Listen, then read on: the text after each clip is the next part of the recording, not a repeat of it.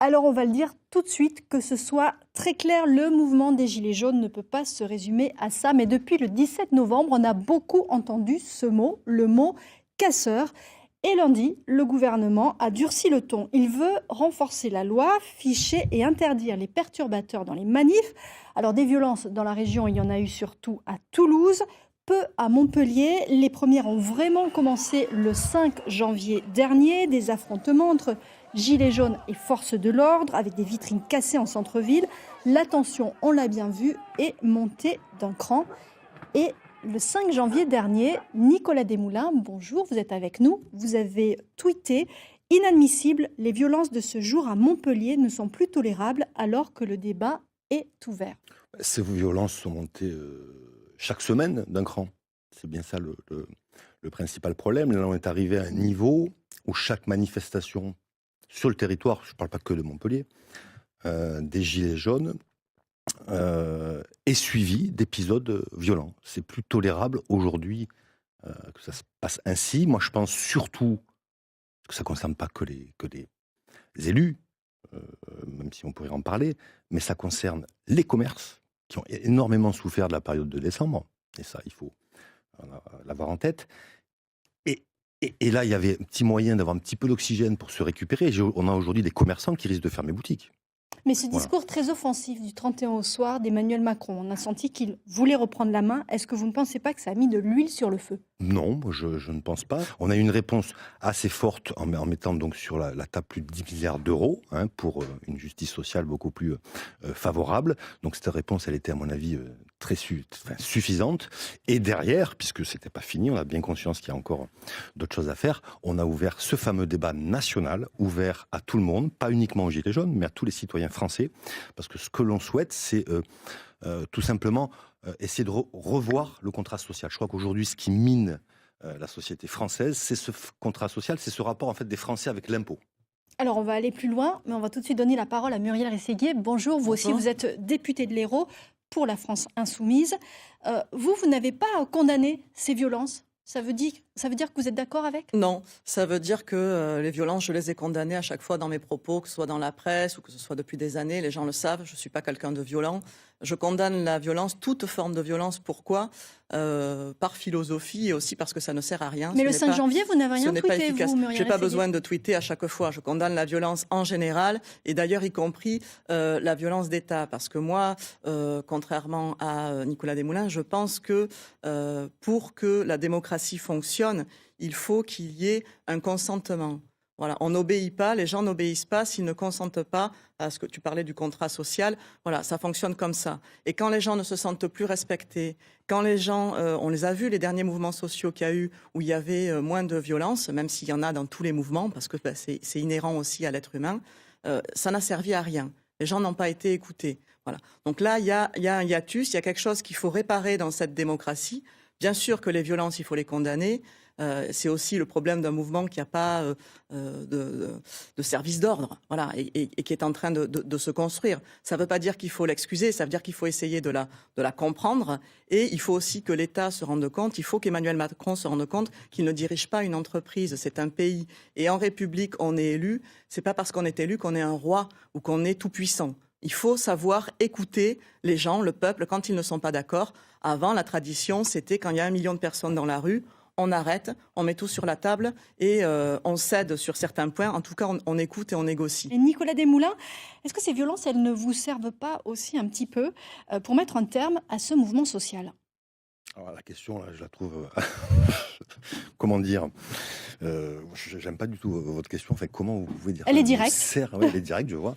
Nous servir, mais c'est terrible de poser une question comme ça. Mais vous avez dégainé très vite cette loi anti-casseurs. Alors, est-ce que c'est vraiment la réponse la plus urgente qu'attendent les Gilets jaunes ? On veut que ces violences s'arrêtent. Bon, je pense que tout le monde souhaite que ces violences s'arrêtent. Il se trouve que ce mouvement, je pense qu'il faut prendre un peu de recul dessus, est un mouvement inédit et donc a des revendications diverses et n'a pas de porte-parole. Quand on avait des mouvements sociaux en France, on avait en général souvent un syndicat. Et au bout d'un conflit, on a ce qu'on appelle un accord. Bon ou non, il y a un accord. Il y a secrétaire général du syndicat, qui au bout d'un moment arrive à un accord. Aujourd'hui, ce n'est pas possible. Pourquoi ce n'est pas possible? Parce que si je fais un accord avec un porte-parole d'un gilet jaune, il y en a un qui va me demander la sortie de l'Europe, l'autre qui va me demander qu'il n'y ait plus d'immigrés en France, etc., etc. Donc on voit bien qu'on ne peut pas sortir de ce conflit en fonction des revendications des Gilets jaunes. Alors justement, comment on peut faire avancer les choses? Est-ce que ça passe par cette loi anti-casseurs? Je vous propose qu'on regarde déjà les premières idées de mesures qui ont été mises sur la table et que vous me donniez tous les deux votre avis dessus.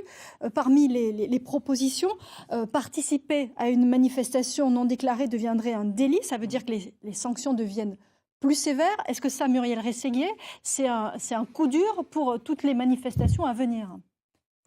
Je ne suis pas certaine que ça sera efficace de criminaliser à outrance ça. On voit, il y a Amnesty International qui s'inquiète un petit peu de la réponse disproportionnée de l'État et des forces de l'ordre. On voit qu'en droit international, les manifestations non déclarées ne sont pas forcément illégales. La question, c'est il faut une réflexion de fond avec tous les acteurs concernés, que ce soit les Gilets jaunes, mais que ce soit aussi les syndicats, les organisations politiques. Comment on fait pour rendre au peuple un moyen d'expression qui soit efficace? Si vous interdisez les manifestations, parce qu'il y a des manifestations non déclarées, il y en a souvent eu, il y en a souvent, et en réalité, les RG, le préfet est au courant, et en se mettant en contact avec les organisateurs, parfois, on arrive à encadrer tout ça. La question, c'est qu'est-ce qui va être efficace ? Et comment ça va être ressenti? C'est la question qu'on va poser à Nicolas Desmoulins. Est-ce que cette première piste, encadrer davantage et renforcer les sanctions sur les manifs non déclarés, est-ce que ce n'est pas un frein à la libre expression de chacun dans la rue? Mais pas du tout. Bien au contraire. Toutes les manifestations en France, et ça c'est arrivé, c'est en place depuis quelques années, elles sont déclarées. Pourquoi? Pour déjà qu'il n'y ait pas ces problèmes de violence, et puis ensuite pour qu'on puisse les entendre. C'est quand même un paradoxe de se dire qu'on va faire une manifestation sans la déclarer. Qu'est-ce que ça veut dire derrière quand on ne veut pas déclarer une manifestation? C'est qu'on veut mettre le bazar.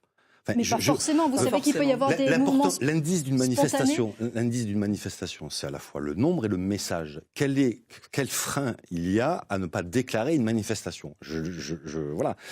Les forces de l'ordre, vous avez vécu ça, Muriel, à Montpellier, quand il y a eu la manifestation qui a débordé, c'est incontrôlable dans des petites rues. Les forces de l'ordre, moi je les ai vues. Mais les Gilets jaunes veulent s'exprimer de façon spontanée, ouais. Donc est-ce que là vous leur barrez pas la route directement? Est-ce qu'un itinéraire change le message? Les itinéraires sont symboliques. Oui, mais bien sûr. On parle de déclaration. Voilà. Donc, déclarer une manifestation, donner le lieu, ça permet d'encadrer à la fois les gens qui manifestent et les citoyens. Alors, la mesure la plus symbolique, on va dire, de cette future loi anti-casseurs, ficher les manifestants violents sur le modèle des interdits de stade. Ça, vous êtes complètement pour? Vous pensez que ça peut fonctionner? Écoutez, j'ai vécu, je suis supporter de football, donc j'ai vécu ces violences à l'intérieur des stades. On n'arrivait pas à comprendre comment on pouvait accepter qu'il y ait des individus qui viennent au stade alors qu'ils n'avaient rien à...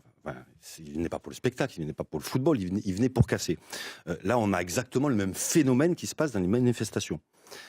Bien sûr qu'il faut ces fichiers, bien sûr qu'il faut que les forces de l'ordre puissent empêcher ces personnes-là de rentrer dans la manifestation. Les personnes dangereuses qui peuvent porter atteinte à la sécurité publique sont déjà répertoriées dans un fichier. Mais ça évolue, la société évolue, ces manifestations et le mouvement des Gilets jaunes le montrent. On est là aussi pour protéger ces manifestants. C'est ça que j'aimerais qu'on comprenne. Le message important, c'est ça. On ne le fait pas, vous parliez tout à l'heure de violence.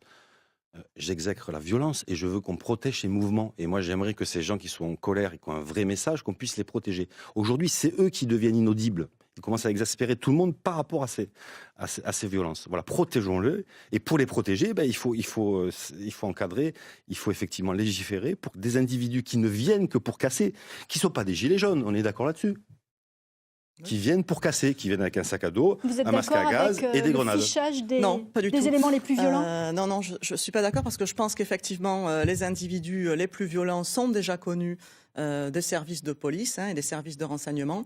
donc ils sont déjà suivis, donc il est facile d'aller les interpeller et de savoir ce qu'ils feront. Pour moi, c'est clair, il y a déjà, vous allez criminaliser des gens encore plus. Et les vrais violents, moi je crains les risques de dérive, pour être tout à fait clair, de fichage politique, syndicaux, etc. Alors qu'il y a déjà en place des mesures pour ficher. Ils sont connus, les individus violents, ce sont toujours les mêmes. C'est bien le problème, c'est nouveau. Moi, j'ai discuté très longuement avec les forces de l'ordre. Non, c'est nouveau. On est en train de changer. Il y a des individus qui ne sont pas du tout tout connus par les services. Et qui maintenant le sont et le sauront. Et il n'y a pas besoin de les ficher, si on peut le faire. Non.